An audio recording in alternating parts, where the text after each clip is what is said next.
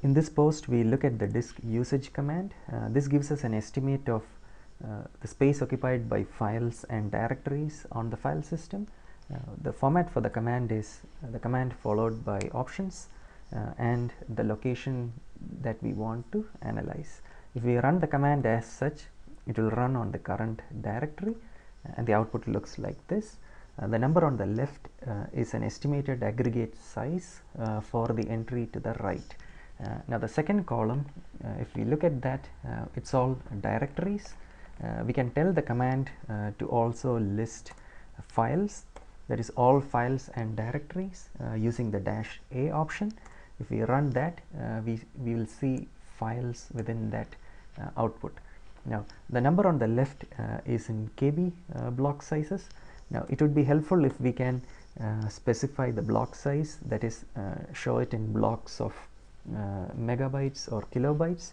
We do that with the capital B option, dash capital B, immediately followed by small k or capital K for kilobytes and small m or capital M for megabytes.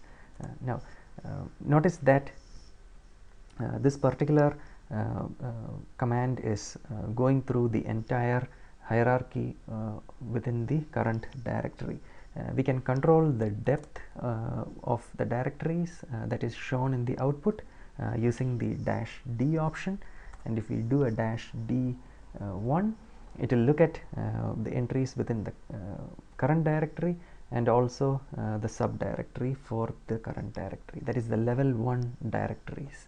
Now if we do -d2, we will go down 2 levels deep in the directory structure. Now that's for the current directory. Notice that there is a directory called 353 and 353 is being listed with an aggregate size of 14 M, that is approximately 14 megabytes. Now that is for 353, its files and also the subdirectories. We can tell the command to ignore the sizes of the subdirectories by using the -S option. That is, every directory will be listed, but then for a given directory, the size that is listed would only be the files within that directory, not the subdirectories. So if we do that, 353 suddenly is listed with a size of 1 M. So the rest of the size that we saw in the previous run of the command was contributed by the content of the subdirectories within 353. So that's how you ignore subdirectories. Usually disk usage command is run on a part of the file system with a lot of entries. As such, we may want to exclude certain parts of the directory structure that we are looking into. We do that using the exclude option followed by, if we know the name of the directory, we can give it, and we will if we do a -d1, we can see that 353 is omitted from the output. Now we can also specify somewhere in the hierarchy by 353 prefixed with star and a / and it will ignore that also. Now as mentioned, this is usually run on a huge part of the directory structure or the file system, and we will get a lot of output. The way we would use this is to sort it based on the size, the estimated size, and then look at the top 10 or top 20 entries to figure out what is occupying space within that part of the file system. The way that we do that is we pipe it to the sort command, and we want to sort it based on the first column.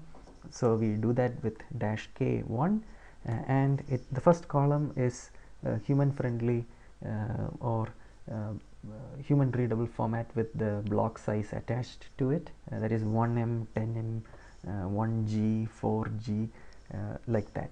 We tell sort that the column is in that format using the -h option, and we want to sort it in the reverse order, the largest first, and we run it.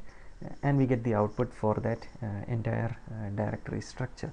Now we would want to look at the top 10 by piping it again to head and the top 10 entries. So that's how you use disk usage command to figure out what is taking up space on the file system. That's it.